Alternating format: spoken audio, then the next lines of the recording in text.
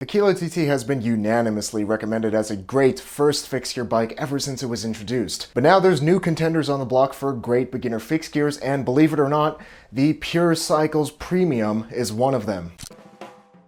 What's up? I'm Zach Gallardo. Life is short, but don't make it shorter, so ride your bike every day to be reasonably dangerous. Be sure to subscribe for more fixed gear videos just like this one. Full disclosure, there's an affiliate link to the Pure Premium in the description, and I'll get a small commission if you buy anything from that link, which helps me run the channel. This doesn't change my opinion of the bikes. I will lay out the facts and my experiences with both the Pure Premium and the Kilo TT. Pure Cycles is not sponsoring this video, nor are they paying me to say anything. Now let's answer the question. For $450 US, is the Pure Premium or the Kilo TT Pro a better first beginner fixed gear bike? Now I know what you're thinking, Pure Cycles? Really, Zach, you're comparing a Pure Cycles to a Kilo TT? For more experienced riders, Pure Cycles is one of the most bashed companies, and I'll be the first to admit that I've gotten a lot of entertainment out of publicly bashing Pure Cycles. But they've improved a lot over the years, and the Pure Premium Cleveland, which is what they call green, I guess, is actually worth your consideration. Let's take a look at the specs of each bike to see exactly what you'll get. Both the Kilo TT Pro and the Pure Cycles Premium are made out of 4130 chromoly. The Kilo TT is made out of Reynolds chromoly, which is just a branded version of the steel, so basically it has a fancier sticker, but essentially it builds and rides the same as regular old 4130 chromoly. Both of them have eyelets for fenders, but the clearances are too tight on the Kilo TT to actually use full fenders. The Pure Premium, on the other hand, can use full fenders if you use a smaller 25C or 23C tire. Without fenders, the Premium can fit 32s, maybe even 35s, while the Kilo can fit up to 28s if you're lucky, since the Kilo TT's quality control for tire clearance isn't the greatest. The Premium has bottle mounts on both the seat tube and the down tube, whereas the Kilo TT only has a bottle mount on the down tube. The Premium has chain tensioners, but they're just for show. The threads are so caked in paint that my Allen key started to bend before the bolt even budged. In practice, neither of these bikes have chain tensioners, despite the fact that the Premium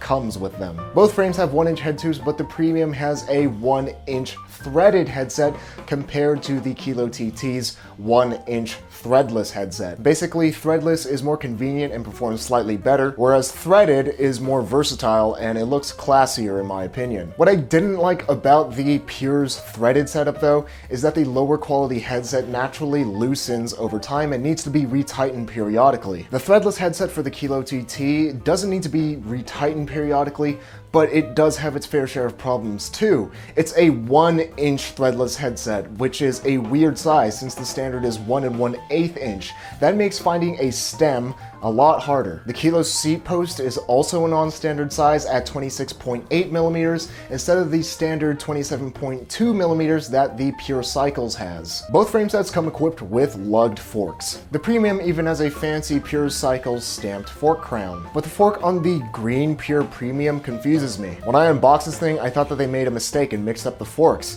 It's black and white, it sticks out like a sore thumb, but apparently that is an intentional choice by Pure Cycles. If the fork was color matched like the Kilos, or if it was just full chrome like the other Pure Premiums, the bike would look much better. So I really don't understand why they made this choice for the fork color. Speaking of color matching, I have these reasonably dangerous Sunny V-necks available for sale. You can get this t-shirt in any color you want as long as those colors are black or white. There's only going to be 2 printings of these shirts and they'll only be available for the next month, so be sure to grab yours while you can at the link in the description. It's hard to get the perfect fit when you're buying a complete bike. The Kilo comes standard with a 100mm stem, which will fit most people pretty well. The Premium comes stock with a stubby 85mm stem, and the bike doesn't fit me perfectly out of the box. Also, 85mm for a stem is kind of weird since most stems come in increments of even 10 millimeters. Again, I really can't tell you why they chose to go with an 85mm stem, and I think that a 90mm stem, or even better, a 100mm stem,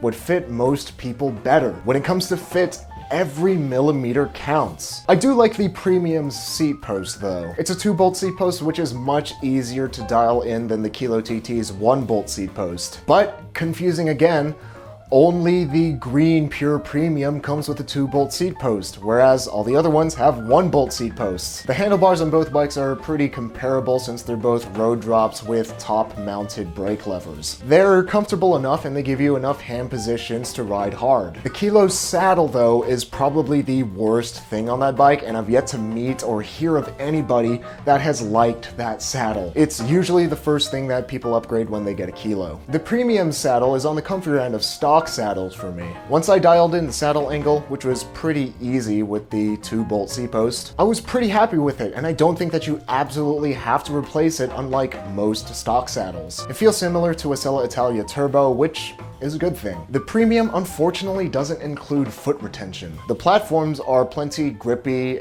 beefy, and durable though. I would just add some holdfast straps to them to make this a really solid fixed gear pedal setup. The Kilo TT comes with bottom of the barrel pedals, toe clips, and straps, but both of these pedal setups should be upgraded immediately. The wheels on both of these bikes are pretty on par with each other in that they're both pretty good wheel sets that can easily handle daily riding. The Kilo TT Pro comes with 30mm Alex rims laced to sealed bearing formula hubs, while the Pure Premium comes with either box section rims or 30mm rims, both of them unbranded, laced to Novatech hubs. Again, the inconsistency of components across the Pure Premium line is kind of disappointing. Both bikes will come with sealed bearing hubs, which is always something that you should look for in a great beginner fixed gear. It keeps your wheels spinning smoothly without any maintenance. The box section wheels on the Premium will be lighter and easier to accelerate and get up hills compared to its 30mm counterparts, but those deeper versions will be better for more pummeled streets and for heavier riders. The Premium's wheels come wrapped in 28C Hutchinson Nitro 2s, which are pretty average on every account. I do appreciate that they do come with slightly wider tires than most stock bikes at 28C instead of the usual 23 or 25C, which makes them more comfortable and more practical for daily street riding. The Kilo TT comes with 23C Kenda tires, and they're okay, which is like a step down from average. Compared to the Premium, the ride quality will be harsher with more road buzz, and you're probably going to get a little bit more flat. For the drivetrain though, the Kilo TT wins by a long shot. The Kilo comes stock with Sugino RD2s, which is a good crankset that a lot of people actually upgrade to. They're stiffer than most stock cranks and they look good. The Premium's crankset is actually my least favorite thing about this bike. The finish looks like it's caked in flour and sprinting on them just feels mushy. Both of the cogs aren't anything to write home about. They work, and they both come with KMC chains, although the Kilo TT Pro comes with a gold chain, so that gets plus points in my book, but they function the same. Something to note is that the Kilo TT does not come with a freewheel, whereas the Premium does. For stopping power, the Kilo TT wins again. Tetro makes the best braking components for the money, since they're affordable and they still give really good stopping power and feel. Pure Premium, oddly enough, it only came with a front brake, which is a bit sketch since it also didn't come with foot retention, and it came flipped on the freewheel side. Kind of feels like Pure Cycle skimped out on safety, which is the last thing you should skimp out on. Also, the Pure Premium comes with a Tektro brake lever, but they only got halfway there, and they ended up putting a cruddy, brandless brake on there. This brake works, but the brake pads feel hard and plasticky, and I feel like I have to squeeze the lever a lot harder than I'm comfortable with to stop. For quality control, both of these bikes are spec'd with basic but functional components with smooth and consistent finishes for the most part, barring the Premium's drivetrain. That thing is nasty. They both have clean welds, although I'd say that the Kilo wins here. The Premium has a better paint job though. It'll scratch like any bike if you lock it up, but it won't chip horribly like the Kilo's paint job. Unfortunately, in my eyes, both of these bikes come with decals under the clear coat. It adds a feeling of quality to the bike, but I like my bikes to be clean and simple. Also, I thought the decals on the Premium seat tube were kind of weird. I feel like it's trying too hard to look like a classic English bike when it's not. Also, this Lion Cleveland decal looks like they cut it out of a high schooler's geography textbook. And what does Cleveland have to do with this bike, and what do lions have to do with Cleveland and this bike? It's just weird to me.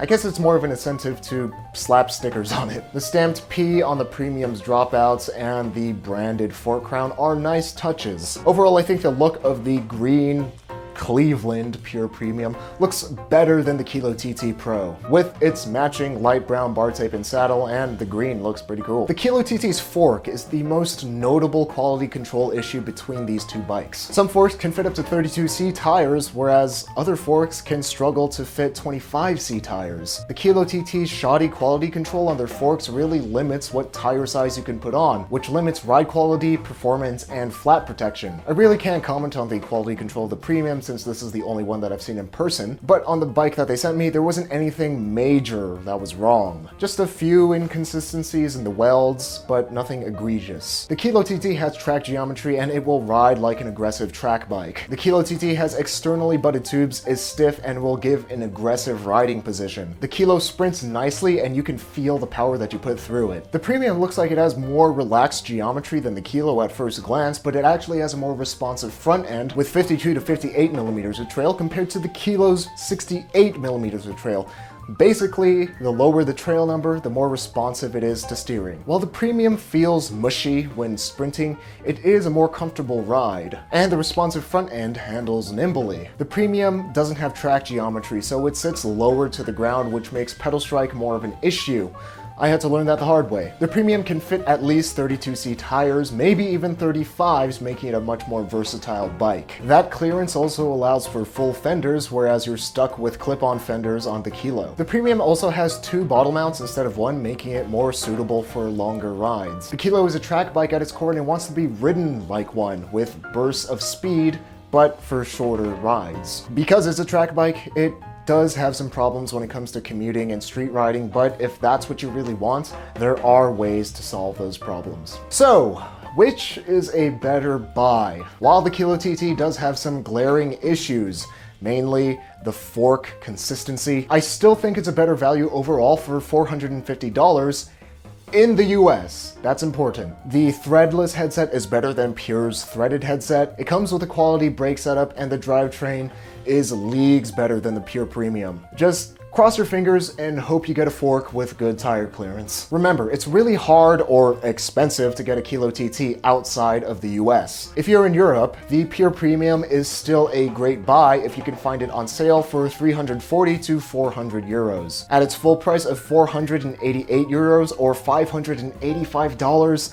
it's too expensive. But on sale, it's a decent buy. And again, represent the reasonably dangerous crew with this sunny V-neck. They're only available for 1 month. There's only going to be 2 runs of them, and you can snag yours at the link in the description. And Fixie famous shoutouts to Mikey Sincox, Albert Wu, Marek Dravecky, Robert Terpstra, Blue Tick Hound, Darella01, Evil Ernie, Mark Vandeventer, and Jeziel for making these videos possible through their support on Patreon. Stop watching me if you haven't ridden your bike yet. Instead, ride your bike every day to be reasonably dangerous.